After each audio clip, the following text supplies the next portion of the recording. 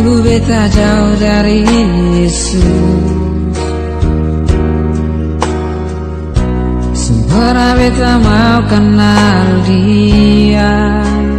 Saudara, dikatakan Maria bilang apa? Sesungguhnya aku ini adalah hamba Tuhan. Saya mau tanya, ya, kalau disebut hamba Tuhan itu apakah yang punya jabatan pendeta? Dalam pemahaman saudara itu hamba Tuhan itu apa? Ayo jawab, berapa tahun sudah jadi Kristen? Hamba Tuhan itu apa?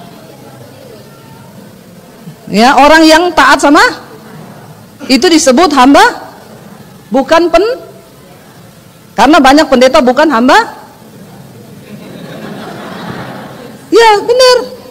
Ya, hamba Tuhan itu adalah ya satu, bukan jabatan. Hamba Tuhan itu bukan jabatan. Pendeta itu jabatan. Pendeta itu jabatan. Ketua sinode itu jabatan. Tapi tidak menjamin pendeta, ketua sinode atau jabatan yang lain itu yang kelihatannya rohani, mereka hamba Tuhan. Itu tidak menjamin. Karena hamba Tuhan adalah orang yang taat kepada Tuhan. Berarti saudara bisa disebut hamba Tuhan enggak? Ya, sekarang mengerti kan hamba Tuhan itu apa? Amin. Dan memang seharusnya kita semua ini ya adalah hamba-hamba Tuhan, artinya orang yang taat kepada Tuhan. Jadi jangan bilang itu hamba Tuhan loh, Bu Debbie Basir itu hamba Tuhan loh. Kenapa? Sekarang orang itu banyak salah karena jabatannya pendeta disebut hamba Tuhan. Padahal tidak semua pendeta itu hamba Tuhan. Tidak semua ketua sinode itu hamba Tuhan. Hanya orang yang benar-benar taat pada Tuhan disebut hamba Tuhan, sekalipun dia jemaat. Ya, sekalipun dia nggak pelayanan di gereja, dia duduk di kursi gereja setiap minggu. Kalau dia taat melakukan firman, maka dia disebut hamba Tuhan. Kalau nggak taat sama Tuhan berarti hamba syaiton. Biar agak halus, jangan setan, syaiton. Ya, orang itu kan di dunia ini hanya ada dua, Tuhan sama syaiton. Lah kalau nggak tunduk sama Tuhan berarti tunduknya sama, berarti jadi hamba. Pintar jemaat disentulin ya. Saya suka begini ini saudara ya. Jadi nggak sia-sia saya berpanas-panas ria di sini. Saudara, Maria itu bilang, jadilah padaku. Tadinya Maria itu banyak protes waktu malaikat bilang kamu akan mengandung. Lah gimana? Saya ini belum kawin, saya belum punya suami. Saya gini. Lo berat lo untuk Maria lo saudara, karena dia harus menanggung fitnahan. Ya, tunangannya merasa belum menyentuh dia, tiba-tiba hamil. Ya coba saudara, saya juga memikirkan kalau saya yang dipilih waktu itu, untung bukan saya. Ya, tiba-tiba malaikat bilang kamu akan mengandung. Loh, saya belum kawin ya. Kenapa? Dulu pernah ada saudara di salah satu kota, begitu anak pendeta dia hamil, tanya bapaknya, kamu hamil sama siapa? Dia jawab sama Roh Kudus. Aku ini hamil. Kita semua kaget. Yesus mau punya adik ya. Ya, jangan sesat ya. Itu hanya terjadi sekali. Jangan ngaku-ngaku dihamili Roh Kudus lagi. Roh Kudus membawa kehamilan bagi dia. Ya hanya karena dia nggak mau ngaku, laki-laki itu siapa dia nggak mau ngaku ya. Hati-hati saudara. Saya itu sering bilang sekarang kan banyak orang-orang hamil di luar nikah ya. Anak-anak muda sekarang tuh banyak hamil, belasan tahun udah hamil. Ya saya bilang Jepang sama Indonesia itu hebat. Indonesia loh. Jepang anak belasan tahun bikin robot, Indonesia belasan tahun bikin lebih canggih mana saudara ya, bikin anak loh. Kalau robot tuh nggak bisa bikin anak. Ini Indonesia memang luar biasa ya. Tapi jangan ditiru, itu adegan berbahaya. Jadi waktu Maria diomongin bahwa dia akan mengandung, berat saudara, banyak pikiran. Memang untuk melakukan kehendak Tuhan itu tidak mudah. Semua kehendak Tuhan itu susah karena selalu bertentangan dengan daging. Banyak pertimbangan. Nanti nama baiknya Maria bagaimana? Iya, kalau suaminya percaya, kalau Yusuf percaya bahwa dia hamil oleh Roh Kudus, kan nggak mudah sekarang. Kalau orang ngomong dia hamil begini-begini, lalu Roh Kudus yang membuat dia hamil itu kan nggak gampang. Jadi saudara, Maria harus menanggalkan setiap kedagingannya untuk dia bisa taat kepada kehendak Tuhan. Nah kita ini dikatakan melayani dengan hati hamba. Jadi sekarang kita sudah satu pemahaman bahwa hamba Tuhan itu bukan hanya pendeta. Amin. Saudara juga semua adalah hamba Tuhan. Sekarang bilang kanan kirinya, kamu tuh hamba Tuhan loh. Ya, ngomong cepat ngomong. Jangan lihat di saya. Lihat samping kanan kirimu itu mungkin istrimu, anakmu, suamimu, ngomong. Tepuk pundaknya, kamu tuh hamba Tuhan loh. Ya begitu saudara, kita ini hamba Tuhan. Nah sekarang kita masuk saudara. Kalau kita hamba Tuhan, berarti kita semua ini terpanggil untuk melayani Tuhan. Kenapa kita harus melayani Tuhan, saudara? Nanti kita akan masuk. Bagaimana sih melayani Tuhan itu? Apakah harus bisa main musik, ya? Apakah saudara harus latihan nyanyi atau saudara latihan khotbah? Bukan seperti itu. Buka bersama Matius 20 ayat 26 sampai ayat 28. Injil Matius 20 ayat 26 sampai dengan ayat 28, saudara, ya. Kita akan baca di sana. Yesus berkata begini, saudara, kepada murid-muridnya, baca sama-sama. Tidaklah demikian di antara kamu. Barang siapa ingin menjadi besar di antara kamu, hendaklah ia menjadi pelayanmu. Dan ayat 27 bilang, dan barang siapa ingin menjadi terkemuka di antara kamu, hendaklah ia menjadi hambamu. Ayat 28, sama seperti anak manusia datang bukan untuk dilayani, melainkan untuk melayani, dan untuk memberikan nyawanya menjadi tebusan bagi banyak orang. Saudara, kita semua terpanggil untuk melayani. Kenapa? Karena Yesus datang bukan untuk dilayani, tetapi untuk melayani. Oke, Bu, sekarang kita mau melayani ini bagaimana, Bu? Ya, saya melayani. Saudara, melayani itu di mana saja. Dan inti dari pelayanan Yesus, dia bilang, kalau orang dunia itu ingin terhormat, menjadi besar, maka mereka itu harus punya kedudukan yang tinggi, semuanya serba tinggi, supaya mendapat penghormatan manusia. Tapi Yesus bilang, kita balik tadi ayat 26, tidaklah demikian di antara kamu. Barang siapa ingin menjadi besar di antara kamu, hendaklah ia menjadi apa? Pelayanmu.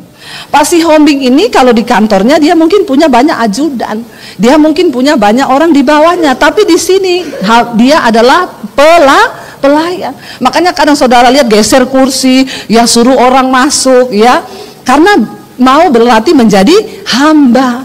Kita semua ini dipanggil untuk menjadi hamba. Ya, dikatakan di sana kalau orang dunia ingin menjadi yang terbesar, yang terhebat, maka mereka itu berlomba-lomba mendapat kedudukan yang tinggi, dihormati, wah disuruh duduk di ini. Tapi di hadapan Tuhan berbeda. Tuhan bilang, siapa di antara kamu yang ingin menjadi besar, hendaklah ia menjadi pelayan. Aneh enggak Tuhan Yesus itu? Aneh. Makanya semua orang yang ikut Yesus juga harus amin, aneh, amin. Iya, biarin aja. Kita belajar, latihannya melayani di mana? Nomor satu pertama di rumah, ya, di keluarga. Suami layani istrimu, istri layani suamimu, anak-anak layani orang tuamu, orang tua layani anakmu. Nggak usah punya karunia bos di rumah, amin. Bertobat. Ya, sekarang kita sini bertobat semua nih. Sadarilah, siapa di rumah yang mau ingin jadi bos? Ya. Ada bapak-bapak yang semuanya main perintah, piring, gelas, handuk, ya. Ada di sini, tobat. Ya, Alkitab bilang apa? Kau mau jadi yang terbesar di rumah? Nggak usah sok berwibawa, semua suruh ambil, semua suruh ini. Ya, ada tangan kaki, dua kaki, berjalan sendiri. Siapa yang ingin menjadi terbesar, dia harus menjadi teladan, sama seperti Tuhan Yesus. Engkau harus menjadi pelayan. Amin, Bapak Ibu. Bapak-bapak mau bertobat? Ya, nanti nggak usah suruh-suruh lagi. Kalau bisa lakukan sendiri, lakukan sendiri. Ibu-ibu juga mau bertobat? Anak-anak muda mau tobat? Nggak ada yang amin anak-anak muda ini. Ya, harus bertobat. Saya latih di dalam keluarga saya. Ya, anak saya semua cuci baju sendiri, nyetrika sendiri. Saya bilang, kamu harus bisa tanggung jawab dengan hidupmu sendiri. Kalau dengan hidupmu sendiri saja kamu nggak bisa tanggung jawab, bagaimana kamu bisa melayani dan menjadi berkat bagi orang lain? Iya enggak, saudara? Nah, anak muda sekarang tuh banyak, ya, seharian pegang HP terus. Di gereja aja pegang HP terus. Awas nih, ada yang main HP, saya suruh masukin kantong kolektor. Bertobat, ya. Udah di rumah main HP, di gereja main HP lagi. Ya, saudara, bertobat. Latih karaktermu, bentuk karaktermu. Yang nilai kita itu siapa tuh? Tuhan. Karakter hamba yang pertama, dia selalu ingin berkenan kepada tuannya. Kita ini, Tuhan kita siapa? Tuhan. Kita ini melakukan menjadi hamba bukan supaya dipuji orang, tapi supaya kita dipuji Tuhan. Kalau kita dipuji Tuhan, luar biasa enggak, saudara? Wow, sebab bukan orang yang memuji diri yang tahan uji, tapi orang yang dipuji Tuhan. Amin. Jadilah orang yang dipuji Tuhan. Kejar apa yang berkenan pada Tuhanmu.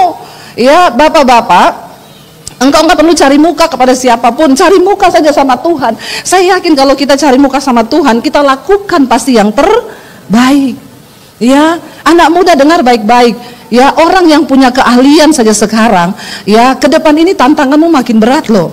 Ya, dengan munculnya sekarang, ya apa tuh yang robot-robot sekarang, AI ya itu saudara. Saya lihat kemarin ada selebgram AI pertama, dia bukan orang loh, dia robot yang diciptakan, itu endorse masuk semua sama dia. Pertama kali di Indonesia itu langsung jutaan followersnya saudara, iklan endorse masuk, bukan orang, robot. Jadi jangan kau andalkan cantikmu, gantengmu, pintermu pun tidak cukup sekarang. Orang pakai sarjana banyak saudara, sekarang nganggur, iya enggak?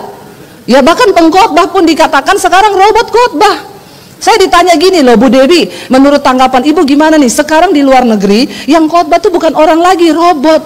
Ya, waduh memang sekarang ngeri ya. Saya bilang loh apa masalahnya kalau memang robot yang khotbah? Ya kalau pendeta sudah nggak bisa dipercaya, maka Tuhan bisa pakai robot, iya enggak? Robot nggak homo loh, robot nggak selingkuh loh.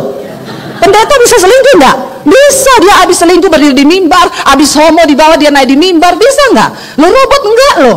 Jangankan robot, saya bilang Tuhan berkata batu pun bisa dipakai Tuhan untuk tobatkan orang. Jadi kita perlu berjaga-jaga. Cuma yang nggak bisa di robot itu mungkin nggak ada urapan ya. Tapi kita nggak tahu juga urapan dari Tuhan. Loh sekarang kalau dia nontonnya di kamar, robot itu khotbah, lalu dia buka hati, kan bukan soal pengkhotbahnya. Orang yang buka hati, hadirat Tuhan turun. Walaupun yang khotbah robot, yang robot sampaikan juga firman. Ngeri nggak akhir ini? Makanya anak muda saya mau bilang, kau jangan sombong dengan kegantenganmu, kecantikanmu, kepinteranmu. Kau S2, S3, S4, S21 pun kayak Samsung. Dengar baik-baik ya. Ini ke depan, masa depan ini akan semakin memburuk loh. Kita nggak bisa lagi dengan kekuatan-kekuatan kita manusia. Tetapi orang yang dikenan Tuhan, kau mungkin nggak terlalu pinter, ya, tapi kau takut Tuhan. Kau mungkin nggak terlalu pinter, tapi kau punya hati hamba. Orang sekarang udah bodoh, sombong lagi. Bagaimana mau diangkat Tuhan, saudara? Iya enggak? Ya pinter, sombong masih agak-agak loh. Udah bodoh, sombong. Ya coba apa yang bisa menjadi kekuatanmu?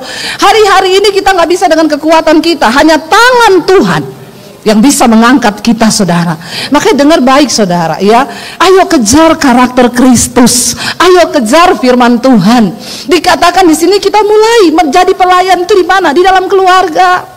Ya anak muda jangan sok teriak sama orang tuamu. Hari-hari ini saya banyak dapat konseling. Bu, saya udah nggak bisa atur anak saya, Bu. Saya pukul dia makin berontak. Ini ancam mau bunuh diri. Saya bilang kalau dia ancam bunuh diri suruh aja bilang bunuh diri sana. Orang mau bunuh diri itu nggak ngomong-ngomong loh. Ya. Kalau ada orang ngomong itu cuma mengancam itu, bunuh diri itu diam-diam, tahu-tahu lompat. Nggak usah ngomong terus jangan tahan, jangan tahan, jangan tahan. Lepas aja sana bunuh diri, mau lompat dari lantai berapa tak anter.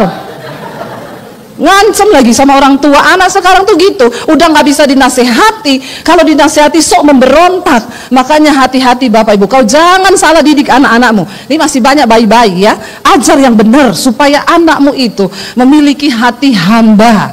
Ya karena begitu kita salah didik sombong. Ayo kita belajar yuk dari mulai kita ini di dalam keluarga. Ya mari Bapak Ibu kita introspeksi diri. Apakah di dalam rumah kita jadi bos atau jadi hamba? Ya belajarlah dari hal-hal kecil. Habis makan cuci piring sendiri, angkat bawa ke belakang. Hidupmu tuh jadi berkat dulu di dalam rumah. Amin.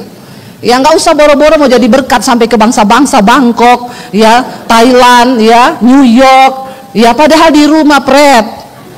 Ya nggak bisa jadi berkat tapi kepengen ke bangsa-bangsa. Bertobat. Yesus bilang kalau orang lain pengen terkemuka, dia melakukan hal-hal yang secara duniawi. Tetapi tidak demikian di antara kamu. Barang siapa ingin menjadi besar di antara kamu, hendaklah ia menjadi pelayanmu. Ayat yang berikutnya dikatakan di sana apa, saudara? Ayat 27 ya. Ayat 27 dikatakan di sana, ya. Dan barang siapa ingin menjadi terkemuka di antara kamu, hendaklah ia menjadi hambamu. Ya memang rasanya berat hari-hari ini saudara. Yang ada kenapa akan terjadi perceraian di dalam rumah tangga? Karena orang sudah tidak punya hati hamba. Semua yang ada tuntut menuntut. Kenapa kita tuntut menuntut? Karena ada kesombongan. Kamu tuh jadi istri ya, nggak pernah mau melayani suami. Istrinya jawab, kamu juga jadi suami. Emang selama ini? Coba kalau semua punya hati hamba, ya, pasti suaminya bilang, aku yang salah. Istrinya bilang, tidak say, aku say. Enggak, aku. Luar biasa tuh. Nggak jadi berantem kan? Ya, semua karena merasa saya yang salah. Tapi ketika mulai ada kesombongan di situ, ya, maka terjadilah mulai ada saling menyalahkan. Ya, saling menyalahkan, saling menuduh karena semua egonya muncul. Bagaimana kita bisa melihat berkat Tuhan? Hari-hari ini saudara, serangan iblis itu semakin luar biasa loh kepada anak-anak Tuhan. Kenapa? Saya cuma mau bilang ini akhir zaman.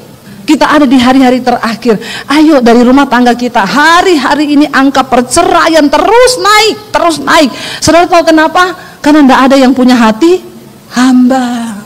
Semua merasa, aku nih loh, ya ditekan. Itu enak aja jadi suami, itu enak aja jadi istri, enak aja jadi anak, enak aja jadi ini. Coba kita semua merendah. Karena orang yang ingin menjadi yang terkemuka, dia harus menjadi yang paling rendah, menjadi hamba. Lalu ayat yang berikutnya di sana dikatakan ayat 28, saudara, sama seperti anak manusia. Yesus itu datang bukan untuk dilayani, tapi untuk melayani, bahkan memberi nyawa. Loh, kita disuruh belajar dari Tuhan Yesus. Loh, kita ini belum sampai memberi nyawa bagi orang lain. Ya, makanya orang tuh kalau mau cerai saya bilang bertahan bu. Sampai kapan bu? Saya tuh terhianati loh, saya tuh tersakiti. Lah kau belum kayak Yesus kan? Mau kayak Yesus dibilang apa? Beri nyawamu. Berani enggak kau beri nyawa bagi suamimu? Ya, suruh doa. Tapi bu saya harus apa? Doa. Ya enak aja ibu suruh saya doa. Ibu nggak rasa punya suami saya kayak saya. Siapa suruh? Saya juga nggak mau rasa, salah sendiri. Ngapain kau suruh rasa? Saya suamimu. Siapa yang pilih itu suamimu? Kau pilih-pilih sendiri, kau suruh saya rasa, pret. Ya, kasihan deh lu. Makanya berdoa. Ya, jangan membantah, kita ini belum seperti Yesus loh. Suruh serahkan nyawa. Serahkan nyawa bagi istrimu, serahkan nyawa bagi anakmu, serahkan nyawa bagi suamimu. Sehebat apapun suamimu itu, senakal apapun dia duduk di kaki Tuhan. Amin. Berdoa, mohon pengampunan, ya, melayani dengan hati hamba saudara, dimulai dari keluarga kita, sehingga saudara di tempat kantormu, di tempat bekerjamu, engkau pun belajar bisa mempraktikkan hati hamba. Percayalah dalam setiap hal yang kita lakukan ketika kita ini mau merendahkan diri, ada upah yang Tuhan sediakan. Amin saudara.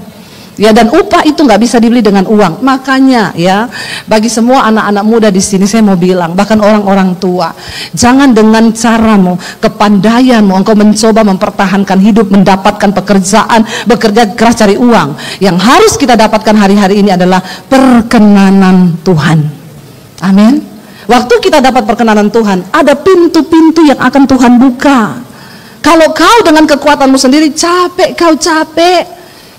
nggak dapat apa-apa, stres. Tapi waktu engkau menjadi orang yang dikenan Tuhan, ada pintu-pintu yang Tuhan akan bukakan bagi orang-orang yang dia kenan. Kau nggak perlu sekolah tinggi kadang. Kau nggak perlu sekolah tinggi untuk bisa mendapatkan gaji yang tinggi. Waktu Tuhan berkenan, dia beri kepadamu saudara. Saya mendapat banyak kesaksian dari orang-orang yang setia mencari Tuhan. Loh bu, saya ini hanya seorang karyawan biasa di tempat saya bekerja, tapi dia setia saudara berdoa, dia setia puasa, dia setia sama Tuhan. Satu kali bosnya itu panggil dia, ya dia bilang, Pak, saya mau bicara dengan Bapak menghadap ke ruangan saya. Ya dia datang, Pak, saya sudah meminta dan sesudah berdoa, saya ini akan mengangkat kepala personal di dalam kantor kita ini untuk mengepalai berapa ribu karyawan. Dan saya sudah menimbang-nimbang, saya melihat Bapak orang yang tepat. Kaget dia, syok. Ih Pak, bukankah di atas saya masih banyak orang yang bisa mendapat kesempatan itu? Kenapa saya yang dipilih? Enggak, saya lihat karakter Bapak, saya lihat Bapak orang yang dapat dipercaya. Kenapa saudara? Karena dia mendapat perkenanan Tuhan. Bahkan posisi yang dia ambil itu harusnya bagi orang-orang yang sekolahnya lebih tinggi dari dia. Tapi Tuhan beri. Kenapa? Waktu kita mendapat perkenanan Tuhan, ada jalan-jalan, ada pintu-pintu yang akan Tuhan bukakan, yang secara nalar itu nggak mungkin, tapi menjadi mungkin. Yang pernah saya saksikan seorang, waktu kita ini takut Tuhan, selalu jalan-jalan itu terbuka. Makanya kejar karakter hamba yuk. Kau akan menjadi orang yang terkemuka di mata Tuhan, saudara. Tuhan bilang, ya, kalau engkau mau menjadi seperti itu, jadi orang yang paling rendah dulu. Yesus, belajar dari Yesus, memberikan tebusan nyawa. Yang kedua, saudara, yang pertama memiliki karakter hamba itu mencari perkenanan kepada tuannya. Yang harus kita kejar adalah perkenanan Tuhan. Suami-suami, sehebat apapun engkau punya karir di kantor, kalau kau tidak berkenan sama Tuhan, apalagi tidak berkenan sama istri, ya, cilaka hidupmu. Karena firman Tuhan bilang, kalau kau tidak mengasihi istrimu, doamu terhalang. Mau kau berdoa sekuat apapun, kalau kau tidak mengasihi istri, doamu terhalang. Makanya bapak-bapak, hiduplah takut akan Tuhan.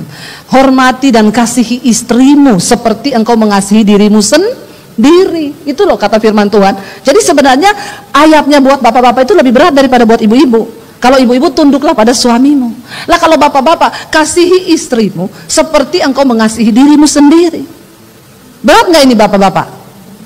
Ada bapak-bapak di sini? Tolong jawab saya. Berat itu? Berat. Kau mengasihi dirimu sendiri nggak bapak-bapak? Mengasihi kan? Nah, sebagaimana engkau ingin dirimu diperlakukan, perlakukan juga seperti itu kepada istrimu. Makanya kalau malam istri minta pijat-pijat, engkau kau pijat dirimu sendiri toh? Bapak-bapak bilang kalau ini nggak nyambung sih ya. Tapi ini rahasia firman Tuhan loh. Ketika suami mengasihi istri, rezekimu, berkatmu itu ditambahin sama Tuhan. Ya sudahlah, pakai ayat aja hari ini toh buktinya semua akal logika kita mentok. Saya ketemu banyak orang pintar stres, saya ketemu banyak orang kaya stres. Tapi orang yang diberkati Tuhan, yang dikenan Tuhan, dia mengalami damai sejahtera dan sukacita. Itu loh yang luar biasa, amin. Ya, damai sejahtera ini nggak bisa dibeli dengan uang. Sorga itu ada di dalam kehidupan keluarga kita masing-masing. Karena itu jadikanlah sorga dalam rumahmu. Dengan cara itu engkau ya mencari perkenanan Tuhan. Yang kedua, saudara, bagaimana memiliki hati hamba itu? Ya, kita baca bersama 2 Timotius pasal 2 ayat yang keempat, saudara. 2 Timotius 2 ayat yang keempat, ya. 2 Timotius 2 ayat yang keempat, firman Tuhan berkata sana demikian. Ya, kita baca bersama 2 Timotius pasal yang ke-2 ayat yang keempat, ya.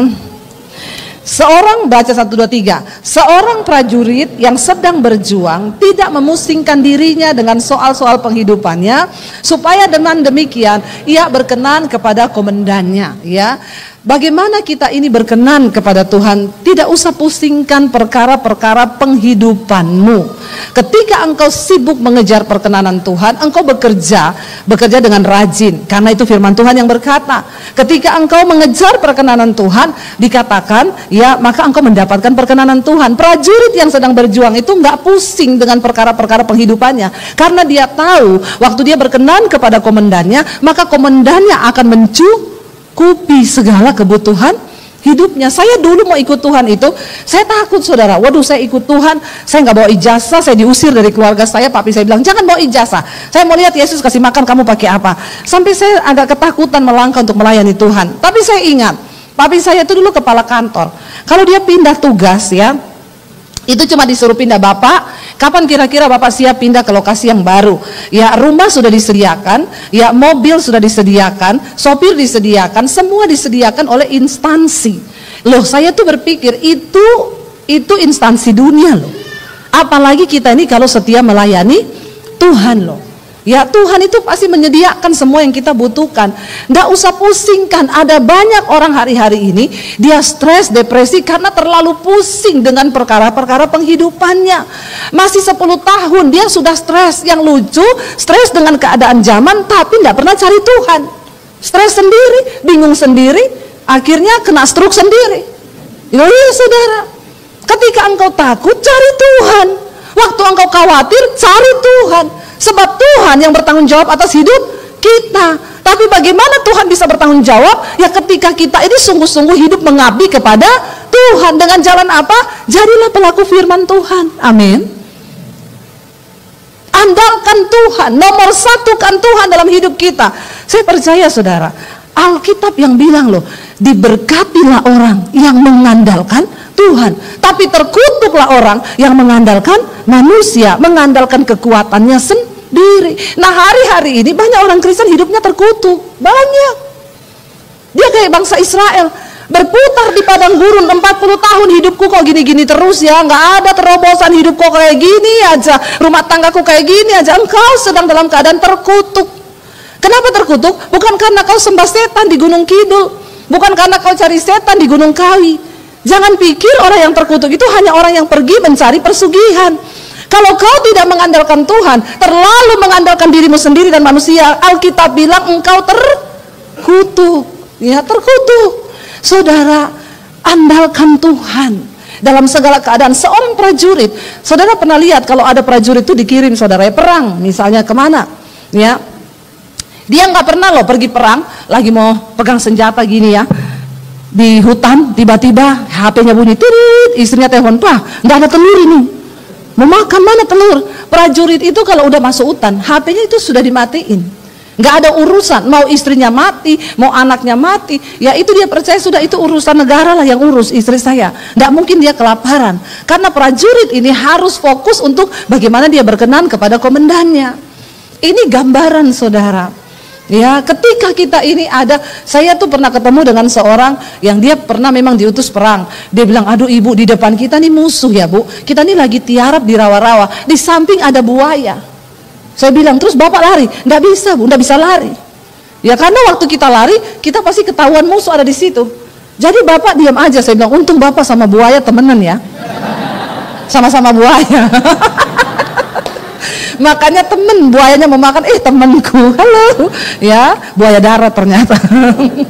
Ya, jadi saudara sampai seperti itu loh. Bayangkan di depan ini mati, di samping juga mati, tapi harus memilih diam. Ya, seringkali untuk mencari perkenanan Tuhan, kita ini memang harus mematikan keinginan kita. Amin. Seringkali engkau maunya ke kanan, tapi seringkali Tuhan harus belokkan arahmu ke kiri. Jangan ngeyel, jangan bertindak dengan kekuatanmu sendiri. Enggak, perhitunganku itu sudah ini. Bapak-bapak, engkau berbisnis, engkau punya perhitungan, oke. Tapi jangan pernah lupa bawa perhitunganmu itu di hadapan Tuhan. Ajak istrimu berdoa, tumpang tangan dan bilang, "Tuhan, sertai semua rencana kami Tuhan. Kalau ini bukan rencanamu, gagalkan Tuhan." Katakan, berapa banyak kita berani berkata gagalkan Tuhan? Saudara mau apa aja, mau beli rumah, mau beli apa, Tuhan, kalau engkau berkenan, ya minta tanda, ini terjadi, aku oke. Tapi kalau Tuhan tidak berkenan, tolong Tuhan, batalkan niat kami. Tuhan tuh lihat loh saudara, waktu engkau serius dengan Tuhan, dia juga serius dengan hidupmu. Jangan saudara engkau berkata, "Enggak, ini bukan urusan Tuhan, nih aku sudah perhitunganku matang." Bagaimana kita ini punya hati hamba? Ya, cari perkenanan komandanmu saudara, cari perkenanan Tuhan. Ketika kita ini sungguh-sungguh mencari apa yang berkenan kepada Tuhan, saya yakin dan percaya Dia Tuhan yang maha melihat. Bagi Tuhan mengangkat hidup kita itu terlalu mudah. Yang menjadi sulit bagi Tuhan menaklukkan kesombongan kita ini loh. Karena semua manusia itu punya kehendak bebas. Sekarang pulang, mulai dari rumah tangga ya, suami istri, saya mau katakan pulang nanti, kau berdua masuk dalam kamar, suami istri gandeng tangan, ya berdoa, "Tuhan, bilang aku mengasihi istriku, aku mengasihi suamiku. Tuhan, tuntun rumah tangga kami." Kalau itu tidak pernah terjadi dalam hidup rumah tanggamu, jangan mimpi kau akan diberkati. Jangan mimpi anak-anakmu akan diberkati. Suami istri dulu harus bersepakat, karena berkat bagi anak cucumu itu turun dari dalam hidupmu. Kalau perlu suami minta maaf, kalau aku ada salah sama kamu, maafin aku. Ya, istri juga berkata demikian. Mungkin kalau pulang ke rumah lama, saya minta sekarang yang suami istri lihat-lihatan. Coba dari sini saya bisa menilai loh, rumah tangga saudara itu seperti apa. Karena ada orang loh di gereja, saya suruh lihat-lihatan enggak mau. Lihat istrimu, ya, yang dilihat istri orang. Lihat suamimu, yang dilihat suami orang. Coba yang suami istri sekarang tolong lihat-lihatan sama pasangannya, bilang, "Say, kita memulai bersama-sama ya." Coba lihat istrinya, lihat istrimu, jangan lihat saya. Suruh lihat istrinya, nggak mau lihat loh, malah liatin saya. Ya, kita mulai dari kita dulu. Ini startnya saudara. Kalau engkau mau rumah tanggamu diberkati Tuhan, dimulai dari suami istri lebih dahulu. Ya, engkau hidup dalam rukun bersama, maka anak-anakmu diberkati Tuhan. Ada kerendahan hati kita bersama-sama. Tidak usah saling tuntut, kamu, aku. Ya, coba ya, kalau mau berantem ngomong aku yang salah mah, bukan aku. Emang boleh? Ya, emang boleh sengalah itu? Boleh kata firman Tuhan, boleh. Ya, jangan bilang emang aku bercanda. Ya, lakukan firman, jangan bercanda, tapi serius saudara ya. Waktu kita serius dengan Tuhan, maka Tuhan juga serius dengan kita. Saya undang para imam musik boleh ya, jangan bercanda di situ, naik. Saudara, ayo ya, kita pengen lihat yuk, Tuhan sudah berjanji dan Dia pasti akan menggenapi. Kita nyanyi lagu tadi ya, hati hamba. Ya, kau bukan Tuhan yang melihat rupa, kau bukan Tuhan yang memandang harta. Hati hamba yang selalu kau cari, biar kau temukan di dalamku. Selama ku hidup, ku mau menyembahmu, sebab engkau sangat berarti bagiku. Yang terbaik yang ada padaku, ku persembahkan kepadamu, Yesusku. Waktu lagu itu saya berlinang air mata saudara. Suami saya bilang, ayo saya setia. Tuhan tuh lihat hati kita melayani Tuhan. Akhirnya saya berangkat saudara. Kami berangkat sama-sama naik motor pakai jas hujan. Sampai di lampu merah ada mobil Alphard berhenti di samping kami. Mobil mewah tapi di dalam lagi berantem suami istri. Tuhan itu bilang, kamu mau mana? Naik motor sayang-sayangan atau naik mobil Alphard tapi berantem? Saya bilang saya mau naik mobil Alphard sayang-sayangan Tuhan. Sayang-sayangan.